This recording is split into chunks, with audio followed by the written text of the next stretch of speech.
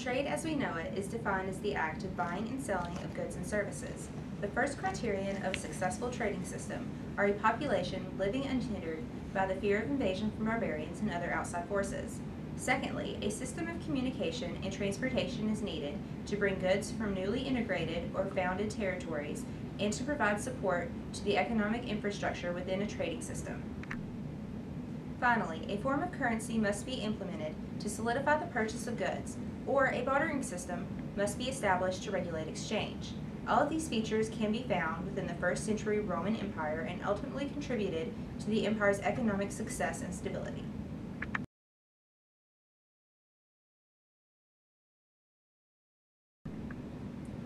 Rome's trading system can be traced back well before the reign of Augustus. Although Augustus, being the first emperor of Rome, was responsible for the introduction of the grain dole because grain was in short supply within the empire due to its growing necessity, Rome needed to start looking to other parts of the empire to fulfill the growing needs. Trade in the Roman Empire was facilitated and made possible through a system of communication and transportation. In order for Rome to access all of its territories, a system of roads was built. These roads allowed for not only trade, but for also the fast transportation of troop deployment as the empire's defense system. Troops were not only deployed in times of war, but also during expansion campaigns which broadened the Roman Empire in terms of territory and resources. These roads were a lifeline for trade as well as intercommunication. As the empire expanded, it came into contact with new territories, becoming introduced to new cultures with their own unique ideas and commodities. In turn, the Romans became influenced by these new territories and took advantage of these campaigns. With access to new land, resources, and commodities, the empire, along with its economic system, flourished. These commodities that were not accessible internally were viewed as luxury goods, being sold at higher prices and represented wealth and higher social status among the Roman population. Along with these luxury items, the Romans were also introduced to a problematic issue during the expansion. New territories and culture also meant new languages. Because of the language barrier, a system of barter and currency were put in place. Rome was not favorably suited for any development of open sea commerce. It was under the pressure of necessity that ships were created. Excavation is now proving that the earliest remains of trade at Ostia, the port at the Tiber's mouth, date to the 3rd century BC. Ostia remained but a small village throughout the Republic. In 42 AD, the sandbar in front of the Tiber's mouth was dredged and jetties were constructed so that laden seafaring vessels could anchor in the still waters. Ostia became the center of Roman trade in the Mediterranean. As Rome grew, Ostia bloomed into a city housing all of Rome's grain houses. Most trade imported to Rome was received at Ostia. It was then barged and floated up the Tiber to Rome. Trade outside of Rome was not the most convenient of tasks to accomplish. Caravans and merchants had to travel great distances to find the goods they needed. These journeys were always in danger of brigand attacks, adverse weather, and illness. Brigands were always out to confiscate goods and attempt to sell them at inflated prices. Trade was also possible by other means of transportation, referred to overseas trade through Ostia, as previously mentioned. Of course, seafaring was not without its own set of complications, such as pirates and adverse weather. Storms would also provide a natural hazard to ships, as they were not the sturdiest of vessels. Although, unfortunate for the Romans, almost 50% of archaeological evidence for trade comes from these shipwrecks. In both instances of trade by sea and through roads, there was always concern for the venture providing enough profit to offset the cost of the trip itself. This was a valid issue on the basis that food would have to be provided for both the people and animals that participated in trading expeditions. At times, slaves were also another party to be provided for in the same manner.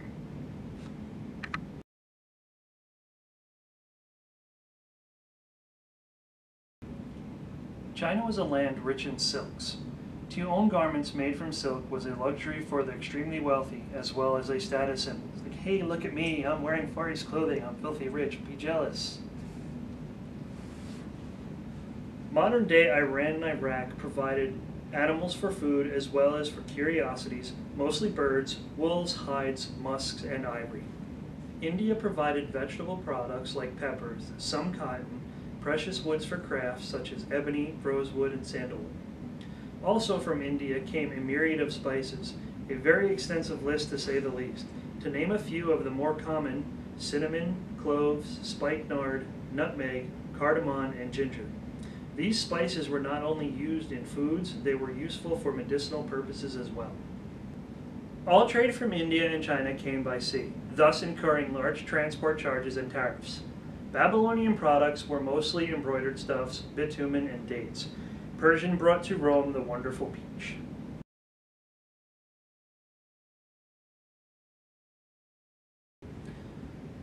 Africa, along the north coast, provided Rome with an interesting delicacy for the wealthy, the ostrich egg. Like silks from China, Roman men had the notion, I will clothe my wife in silks so people will be jealous and of course keep her happy. I will give her rare delicacies from another country. Africa gave Rome its supply of ivory and precious gems for lavish jewelry. Roman men had to keep their women happy, especially the wealthy. Egypt also had a large role to play in trade with Rome. Egypt was the best place in the known world to grow wheat and grain. Next in line was southern Italy and Sicily.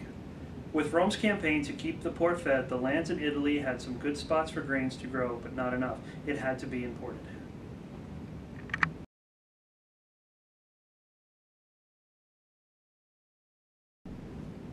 North beyond the boundaries of the empire was littered with people called barbarians, because they were not civilized like the people of Rome.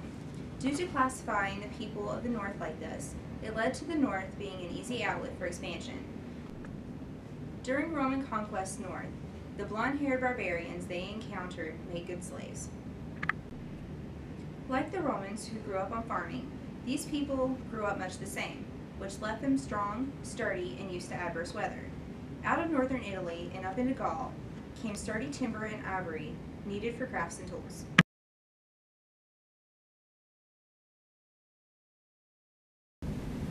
Spain gave Rome a good portion of its gold and silver.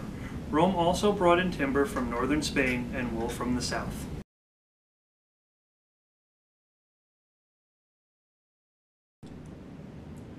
Rome, for as much as it imported, it made vast amounts of wealth by exporting things made close to home. Rome sent out its most famous crop, the olive, everywhere, not only to sell but also to trade for other goods. The olive, for such a little staple, had many different uses. Its oil was a source of fuel, an ingredient in cooking, for cleaning the body, and as well as for consumption. Rome also had wine, which non-Romans coveted. While they did not live in Rome, they could live like a Roman. Along with wine, Rome also exported its grapes as a food source. Rome also sent out pork and cheese as foodstuffs. The Po River Valley was the prime spot to raise goats, sheep, and swine.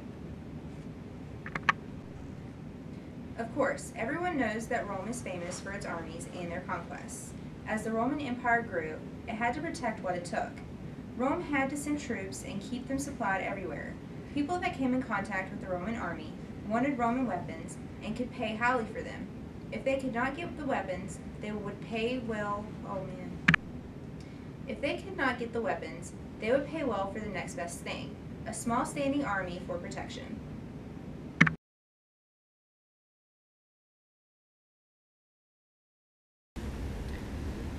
Roman art and architecture can be found almost anywhere. Needless to say, with everything that was traded, it played a major role in how quickly the empire grew. Everything that the Romans accomplished was a massive undertaking, considering the numerous hardships they overcame. As a successful system of trade, the empire possessed all three criterion, which included a form of currency or barter, means of communication and transportation, and a lack of fear from invasion.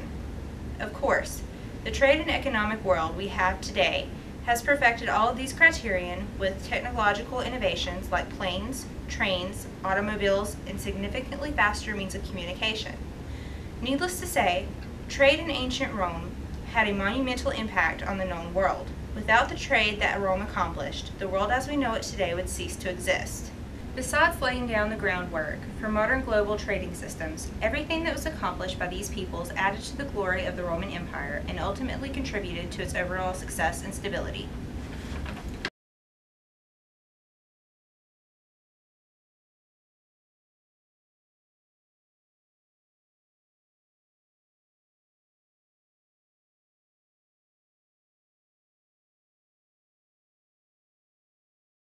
So that laden seafaring vessels could anchor in the still waters. Ostia became the center of Roman trade. Rome grew. Ostia bloomed into a city housing all of the Romans. In 42 AD, the sandbars known as Tiber. Trade outside of Rome was not the most convenient of. Nope. That's gonna be hard. These journeys were always in danger of brigands. Okay. Ready? I'm just gonna start over with the first sentence, or should I do the whole paragraph again? Just do the whole paragraph again. Okay. Although unfortunate for the Romans, almost 50% of archaeological evidence for trade comes from these shipwrecks. In both instances of trade, Shit. we should start over. Yeah. Nope, I lied. What's going on? Oh wait, actually. All trade from India. Start over. All trade from India. North beyond the boundaries of the empire. I didn't mean. Laughing, or you start laughing. Okay. Ready?